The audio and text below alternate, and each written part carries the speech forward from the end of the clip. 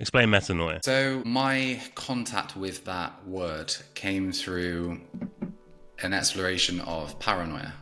So a big part of the psychosis I experienced came with paranoia. That is a whole huge world to unpack in itself. But the link I personally make with the psychosis, again, is that paranoia exists on a spectrum. We're tribal animals. We need each other to survive. We still have that impulse. So it's understandable to have paranoid thoughts. The expansion into that ineffable confrontation for me was a felt sense. You mentioned swim or die. I felt like the ocean that I was swimming in was just a pressure pushing in on my identity and myself. Paranoia was palpable and also everywhere all at once, like this real felt sense. That's for me the distinction of the psychosis element. It became my entire experience. So there's been a strong interest in paranoia and understanding that. It was actually reading a book by Roger Walsh called Essential Spirituality. That was the first time I ever saw the kind of duality or the spectrum, because he mentions pronoia, which is the opposite. It's a sense of everyone wants to be my friend. Yeah, I'm the Messiah, potentially, if it's in a kind of Messiah complex. And also transnoia, which is more universal, more transcendent. So I was playing with this. I was working on ideas around that, and then came across the word metanoia. Metanoia is so interesting. The etymology of it translates roughly to beside mind. And that really tapped into this experience where it felt like my experience of my own mind and the barriers of self and the world was such a blur that there was something to that. Like, is it possible that if you're experiencing extreme paranoia,